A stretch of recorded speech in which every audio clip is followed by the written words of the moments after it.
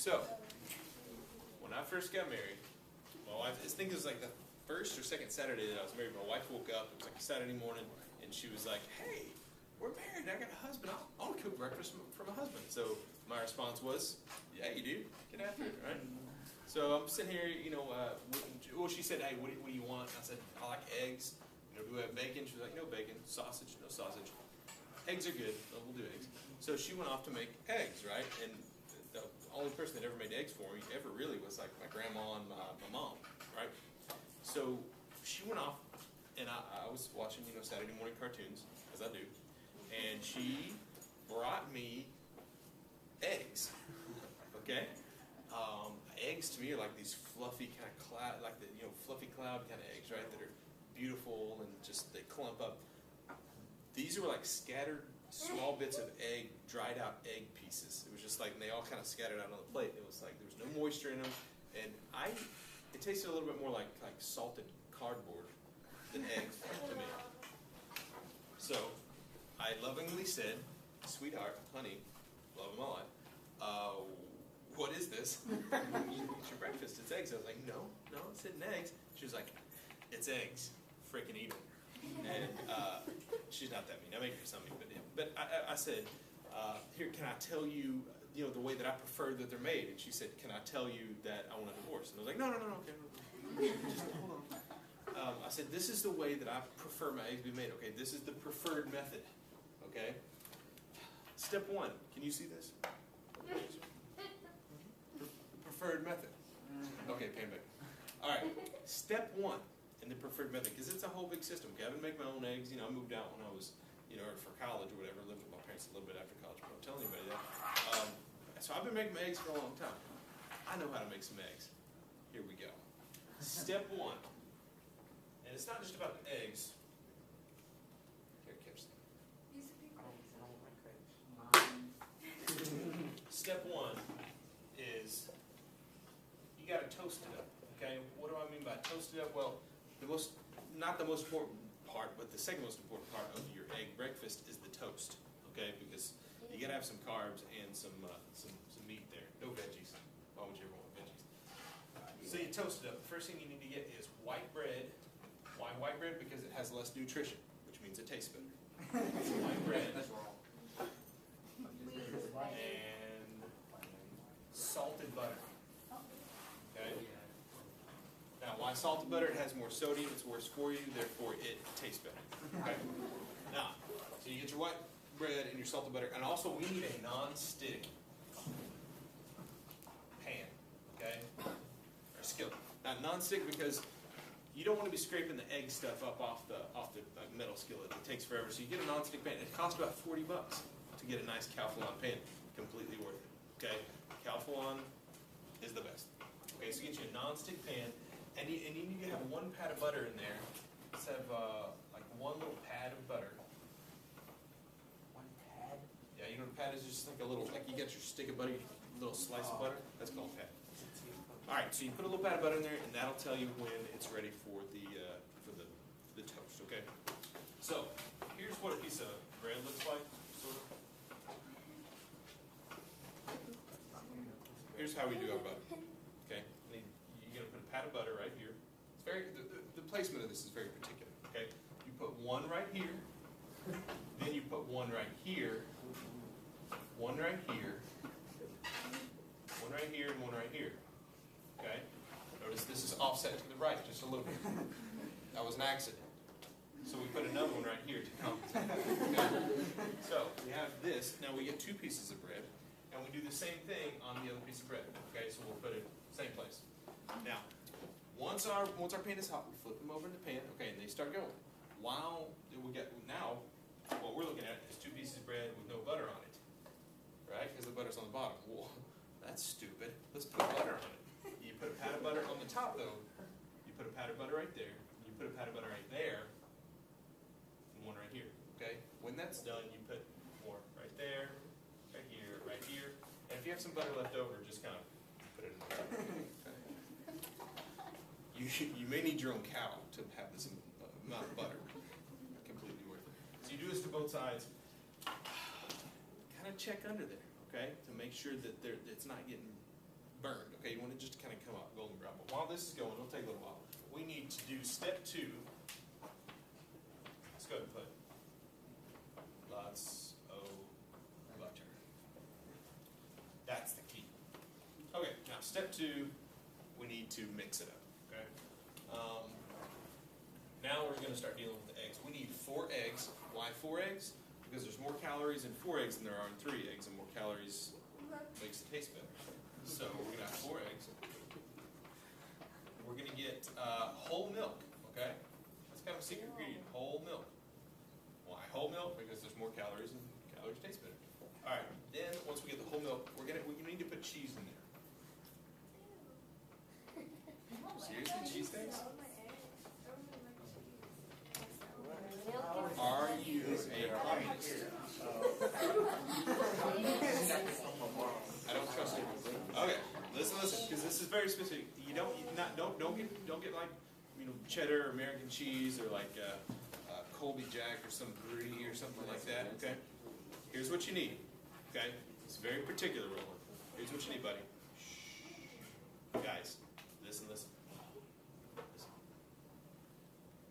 You need what I like to affectionately call redneck cheddar. Okay? Because when I was a kid, we couldn't afford real Velveeta. We got like the store brand Velveeta, which is different. Trust me. I got real Velveeta one time, and I was like, "Is this what they make in France? It's gourmet Velveeta." Yeah. No. So you get our cheese, and you need to do about an inch. You know how the Velveeta block is?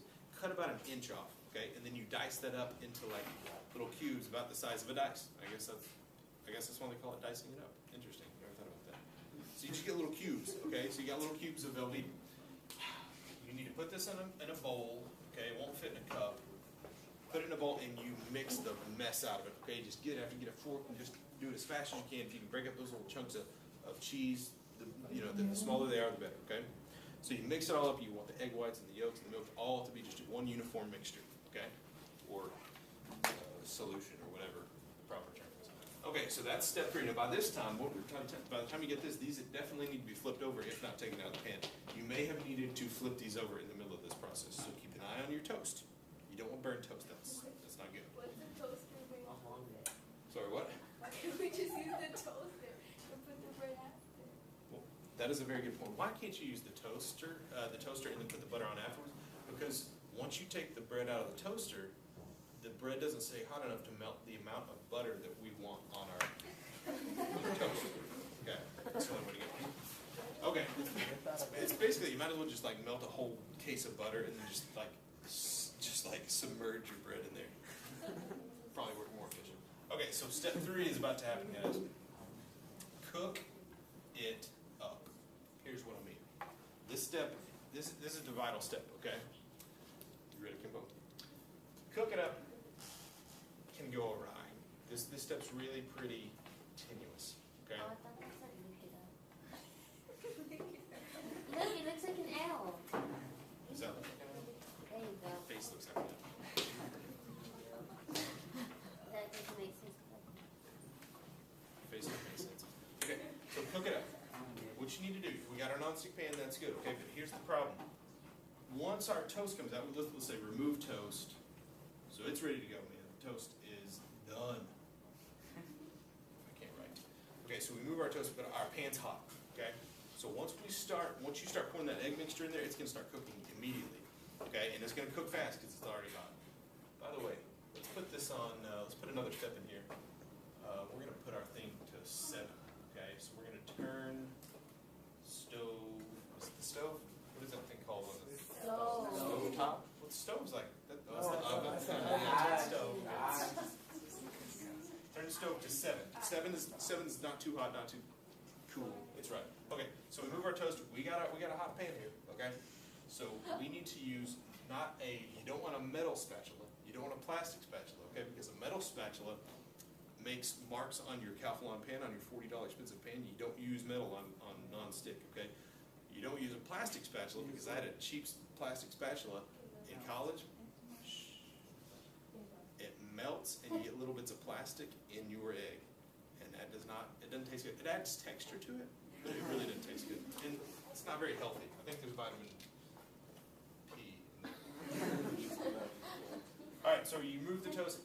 We need what do you call that? It's like a wooden spatula. Okay, so we need a wooden spatula. Anybody know how to spell spatula? Spatula. Okay. And once you start pouring that egg mixture in there, you start mixing it up. Okay, so you've got to stir like a Chico Loco. Okay, stir like a crazy man. So you just start stirring because it's going to start cooking on the bottom immediately. You got to dig it off the bottom of the pan. Okay, it's going to try to stick. You don't let it. Okay, the more you get up off the pan, don't let the little film of egg sit there. Okay, you got to get it off the pan. You got to see kind of naked pan below your egg. You don't want to see like a layer of egg there. Okay, so you start stirring and stirring. It's going to take like 2 minutes. It happens pretty fast, maybe a minute and a half. It starts happening real fast, but you stir, and the more you stir, the better your eggs are going to be. It's hard work. Okay, so you may want to do some like reps with some curls the night before to kind of build up your muscles a little bit. So you're stirring, stir. And then when do you take it out of the pan? This is again very specific step. Okay, you need to remove eggs before. You put this in all caps. I think I don't know how to write caps. Before they're done. Okay. Think about this. If you see your eggs are perfectly done in the pan and you put them out on your plate, they're going to be too dry because they cook out a little bit. They're still hot. They get on your plate and they still cook out a little bit. Some of that moisture leaves. Okay, so you want to look when it's just a little bit too wet. And everybody has their kind of perfect degree of. Some people like real wet eggs. Some people like them really dry, which I completely don't agree with the dry thing. But you need to like right before it's perfect. Then you take it out. Okay, if it looks perfect in the pan, it's going to be too dry when you get it. Okay, not my first rodeo. I've done this a few times. So right before they're done, you take the eggs out, okay? That brings us to the final step, my favorite step. Step 4. Eat it up. Eat it up. Eat it up. Okay. Now, a couple of things that you can eat it up with. If you have some bacon, okay? Bacon makes everything better, right? You take a grilled cheese, put bacon on it, perfect. Eggs, put bacon in it, perfect. A salad, put bacon in it, perfect. Ice cream, put bacon on top, dude, it's amazing, okay? Or at least like the bacon grease as like a little syrup. Ice cream, that's gross. Alright, so you do bacon. I prefer, listen up, I prefer to put it on top of the toast, okay? So I prefer to put my eggs on top of toast, and once I get a bite of eggs and toast together, that's just heaven to me. Like, that's awesome. You eat one, you eat the other, and it's like they're both good. You put them together, it's glorious. Okay, it's like peanut butter and jelly. It's amazing. Also, you need a glass of OJ, not just any OJ. Okay, don't get store-bought OJ. Don't get store brand. Okay, it's made from concentrate. Not good. Okay, you need to get Tropicana. A little more expensive, well worth it. Minute Maid. I don't know why Minute Maid doesn't taste like good. Bright and early. It's not Bright and early. bright and early. No, that one is so good. Yeah, bright and early's gotta be the worst. Huh? So you mean Tropicana is like real orange juice. It's like Simply Orange or Tropicana. Those are the only two. Minute Maid even to me. Yeah. Okay, so guys, this is written out in outline form, the preferred method. Can you still see that? Ah. You gotta get the glorious, okay? That's what people call my face. I'm lying. They just start calling it right when I tell them to. Okay, so this is an outline form. This is the preferred method. Now check out how I've done this, okay? Yeah, it's a lot of steps, but it's good. I got a lot of details. I have 4 main steps. Toast it up, mix it up, cook it up, and use that. Okay? I got the little clever thing going on with the something it up. You don't have to do that on your speech, okay? This is a how-to speech. This is called the process speech, but we're going to call it the how-to speech because it's how to do something. The how-to speech. That's a dash right there. So this is the how-to speech, okay? This is, you're going to teach us how to do something. Something that you know how to do, and maybe we don't know how to do, okay? We had to do this in my high school. I did how to tune a guitar. I brought my guitar, taught everybody how to tune a guitar. some guy brought in his keyboard and taught us how to make a song on the keyboard, like program a song. It's pretty cool. Okay, so what do you know how to do that maybe we don't know how to do? Okay, do you know how to change the oil in a car? Do you know how to do the smoky eye? Right? Do you know how to? I don't know. I watched the speech and I still don't know. Does it have to be legal? It's true. Oh, I know how to do that. That's so easy. It has to be legal. It has to be school appropriate. Okay, there are a lot of people that want to teach me how to. Strip rentals. Okay. If you want to, and also if you want to teach, somebody how to, repaint a car or change the oil in a car, we can go outside and you can do it on my minivan, and that'll be fine. Yeah. So if you want to teach people, how to break into somebody else's car and steal their CD player and put it into my car, I'm fine with that. How to destroy a car. Yeah.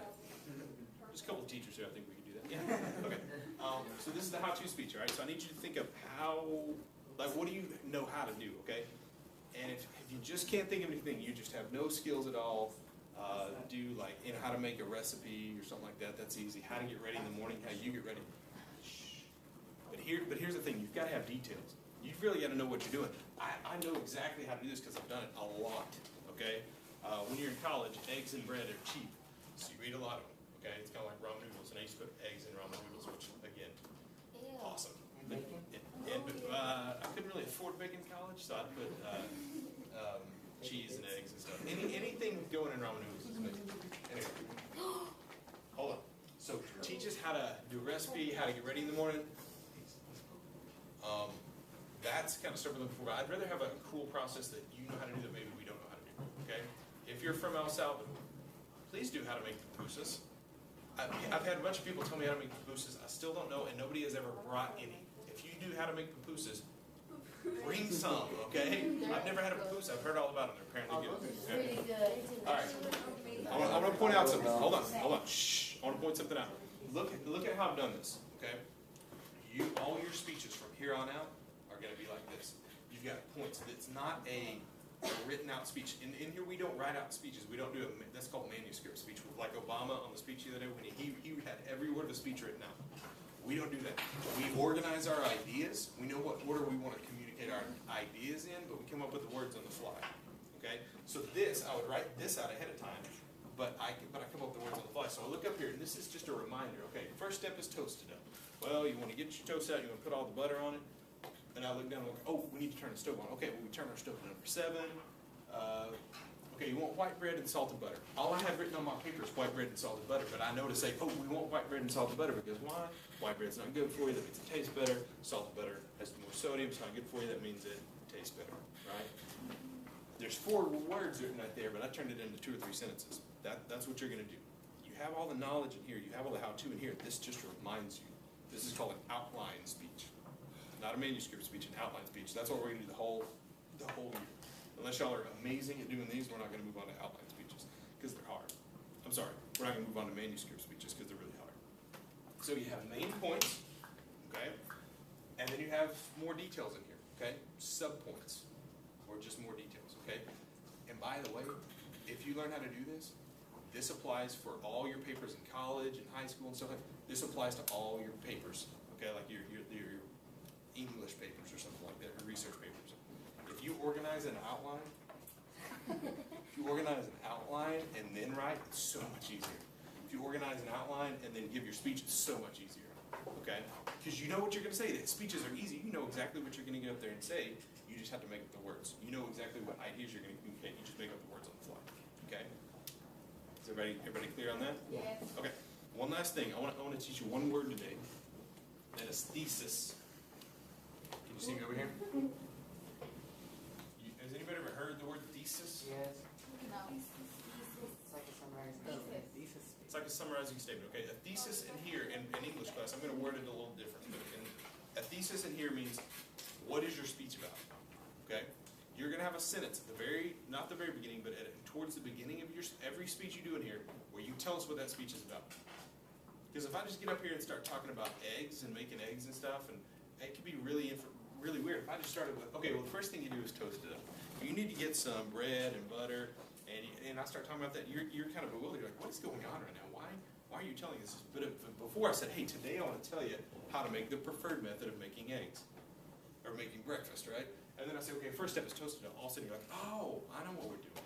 Thesis statements are really important because it tells your audience, hey, this is what you can expect from the speech.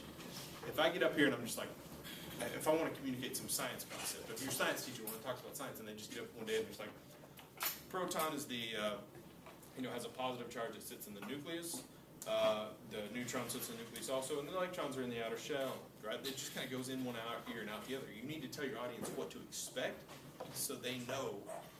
They have somewhere in their brain, they have a schema in their brain so they can attach all the information to, okay? If they get up there and say, guys, I want to tell you the parts of the atom. Okay, we got our proton, we got a neutron. It makes a little more sense that way.